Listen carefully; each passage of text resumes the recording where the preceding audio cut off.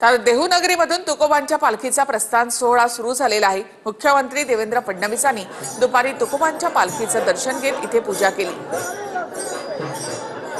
देहूनगरीमध्ये आता तुकोबांच्या पालखीचा प्रस्थान सोहळा या ठिकाणी सुरू झालेला आहे।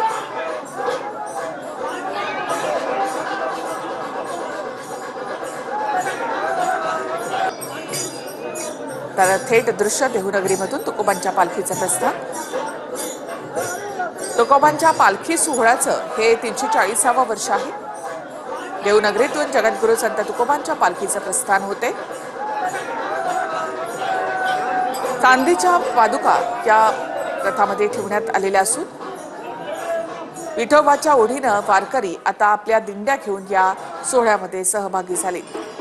टाळ मृदंगाच्या गजरामध्ये हरिनामाचा जयघोष करत वारकरी तल्लीन झालेले आहेत।